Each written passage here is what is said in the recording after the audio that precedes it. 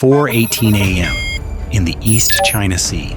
A Japanese destroyer cuts steadily through moderate swells, its radar painting a familiar picture of empty water and distant traffic. Inside the Combat Information Center, the watch team settles into the rhythm of another routine patrol until a new contact tightens its bearing. A Chinese naval ship has altered course. At first, the maneuver looks ordinary. Shadowing is nothing new here, but the distance keeps closing. Hundreds of meters become tens. The hull appears through the bridge windows larger than it should be, riding the same swell lines. Alarms do not sound, but every officer in the room understands the implication immediately. This is not an exchange of fire. No missiles, no warning shots. Yet one wrong adjustment of speed or rudder could turn steel into wreckage and a patrol into an international crisis.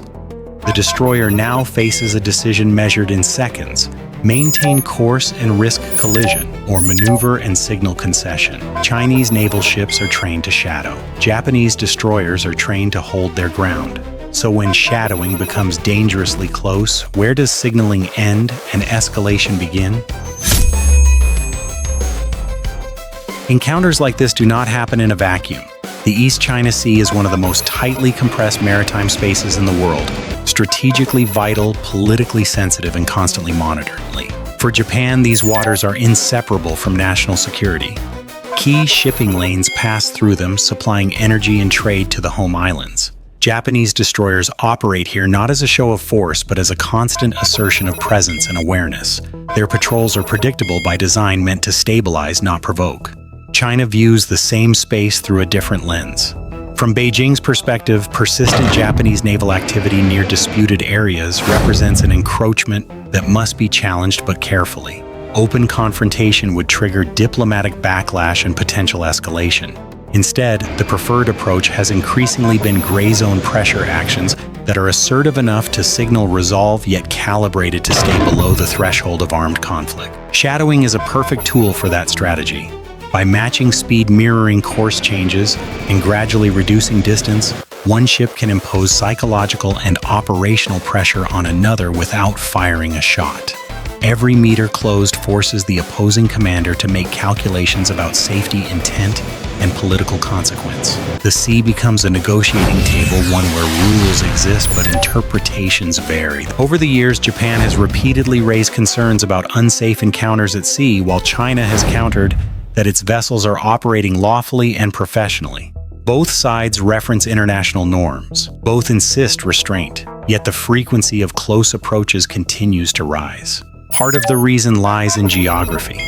Unlike the open Pacific, the East China Sea offers little room to disengage without appearing to withdraw. Turning away can be read as weakness. Holding course can invite disaster. That tension rewards the side willing to press closer to the edge. What makes the situation more fragile is the absence of clear red lines. Naval codes of conduct exist, but they rely on mutual adherence and good faith. When signaling becomes the primary weapon, ambiguity becomes an asset. This is why a moment of too close matters far beyond a single patrol. It is not just about seamanship. It is about testing how much pressure the system can absorb before control slips away. And once that test begins, every encounter becomes a little more dangerous than the last. Long before the two ships come within visual range, the encounter has already begun on screens and reports, and inside the minds of their crews. On the Japanese destroyer, preparation follows doctrine. Radar operators track surface contacts, continuously filtering civilian traffic from military hulls by speed, heading, and behavior. Intelligence summaries from previous patrols are reviewed. Which ships tend to shadow, how aggressively they close distance, how long they maintain contact before breaking away.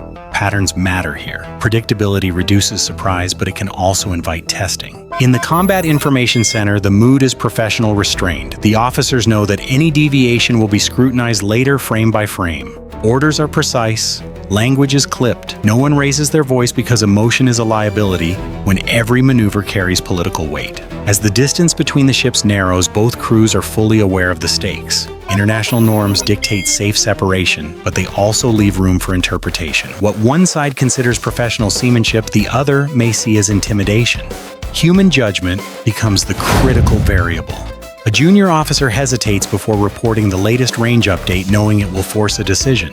A commanding officer weighs options that all carry risk, adjust speed, alter course, or hold steady and signal resolve. Each choice sends a message whether intended or not. Intelligence in this context is not about knowing the enemy's capabilities. It is about understanding thresholds, how much pressure the other side will tolerate before acting. And once those thresholds are approached, information gives way to instinct. This is the point where preparation ends. The next maneuver will not be guided by routine, but by a calculation made in seconds under watchful eyes on both sides of the horizon. The final approach is subtle, almost deceptive. The Chinese ship does not charge forward. Instead, it adjusts speed by a few knots, alters its heading by degrees rather than angles. On radar, the track line tightens. Visually, the hull grows larger against the gray water, rising and falling with the same swell pattern as the Japanese destroyer. They are now moving as if connected by an invisible line. Inside the Japanese Combat Information Center, the range callouts change tone. What had been measured in cables becomes something more immediate. The officer of the deck looks up from the chart. On the bridge, the sea between the two ships no longer feels empty. The margin for error is shrinking, and everyone knows it. This is the moment where shadowing becomes something else. A minor change in wind direction causes the destroyer to yaw slightly. The Chinese ship mirrors the movement. The distance closes again. From the bridge windows, details are now visible: deck, equipment, crew movement, the angle of the bow. No alarm sound. No collision warning system can replace judgment here. The commanding officer considers the options, each one worse than the last. Maintaining course signals resolve, but leaves no buffer if the other ship makes an unexpected move. Altering course reduces risk, but sends a message that will be noted and remembered. Slowing down increases separation, but hands positional control to the shadowing vessel. Seconds pass. The sea does not wait.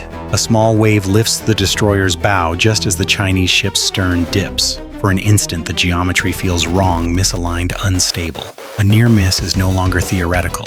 It is a physical possibility hanging between steel hulls and human decisions. The order comes quietly, a controlled adjustment, minimal rudder, just enough to create space without advertising retreat. The Chinese ship holds position for a moment longer as if measuring the response. The pressure lifts slowly, deliberately. The message has been delivered. On paper, nothing happened. No shots fired, no damage reported, no emergency procedures activated. Yet everyone involved understands that the encounter crossed an invisible line. The situation had moved from signaling into risk, real, uncontrollable risk. As distance increases, conversations resume at normal volume. Range readouts stabilize. The destroyer returns to its assigned track, but the patrol no longer feels routine. What just occurred will be logged, analyzed, and debated far beyond the bridge. For one side, the encounter demonstrated control through proximity. For the other, it revealed how quickly stability can erode without a single weapon being used. The sea closes over the moment as if nothing occurred, but the lesson remains.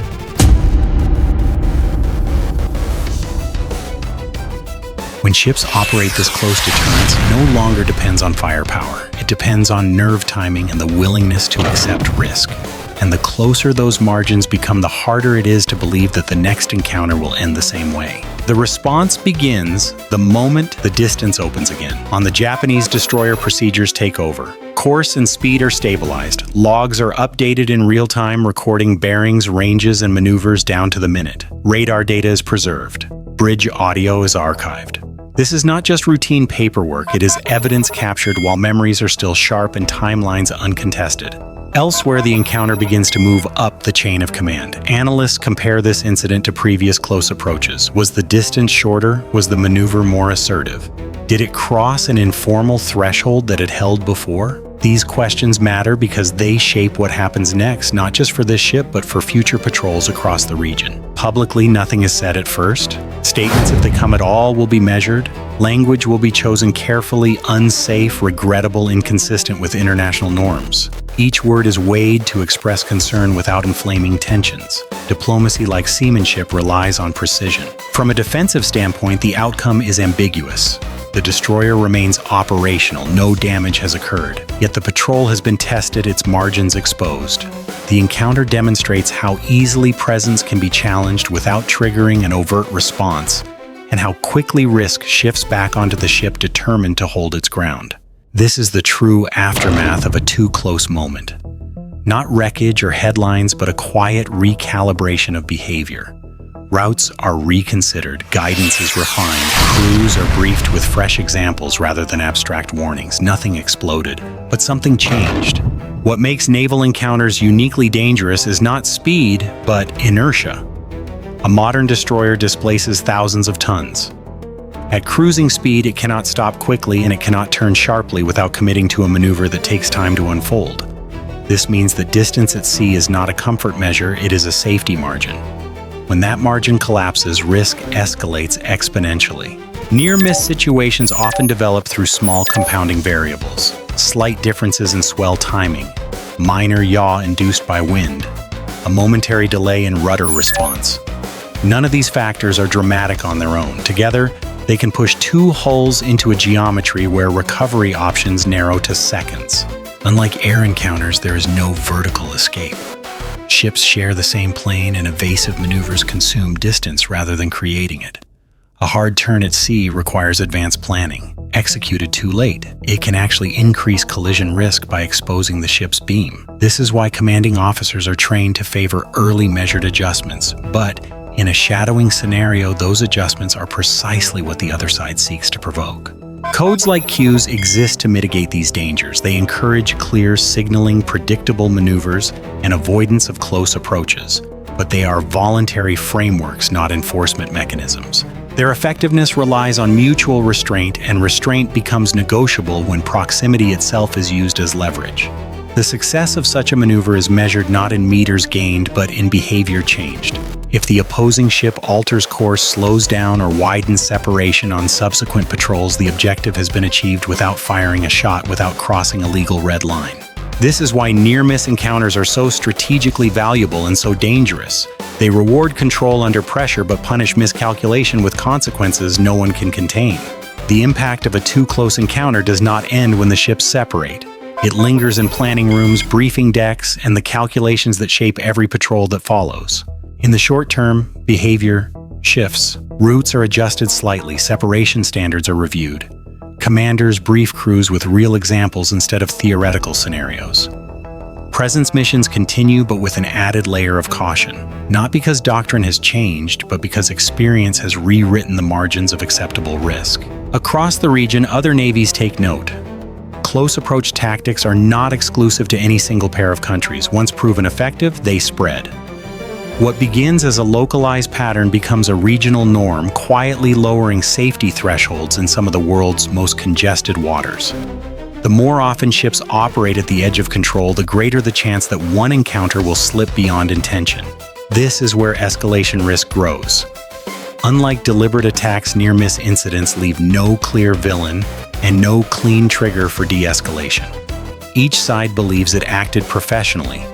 Each side believes the other pushed too far. In that ambiguity, political pressure mounts. Domestic audiences demand firmness. Leaders inherit incidents they did not initiate. The East China Sea has avoided such a disaster so far, not because the risk is low, but because discipline has held just enough, just often enough. The question is whether that discipline can endure indefinitely as margins continue to shrink. Because when deterrence depends on everyone making the right decision every time, the weakest link is not strategy, it is probability. What unfolded in the East China Sea was not a clash of fleets, but a clash of thresholds. Chinese naval ships shadowing Japanese destroyers did not seek destruction. They sought influence applied through distance, timing, and pressure. The moment things became too close was not a mistake. It was the point, a calculated test of discipline, nerve, and political restraint. For Japan, the incident reinforces a hard truth. Presence alone does not guarantee control. Holding the line at sea now requires more than steel hulls and trained crews. It demands constant judgment under conditions where safety and signaling pull in opposite directions. Every maneuver must preserve life and stability without yielding ground that cannot be reclaimed. For China, the encounter demonstrates the effectiveness and danger of gray zone tactics. Shadowing can compel adjustment without provoking immediate retaliation, but it also pushes risk outward into a space where accidents carry consequences no narrative can contain. For the region, the lesson is sobering. Modern conflict does not always announce itself with gunfire. It can unfold through proximity ambiguity and a steady erosion of margins. Near-miss encounters become a form of pressure normalized through repetition. Each one succeeds only if the next goes just as planned. History suggests that such balance is fragile. The most dangerous moment is not when a weapon is fired, but when no one intends to fire and control is still lost. At sea, steel does not forgive hesitation. Politics does not undo collisions. As long as warships operate this close, deterrence will depend not on firepower, but on restraint, exercised perfectly every time. That is a narrow foundation for stability. And in waters as crowded as these, it may not hold forever. Bye for now.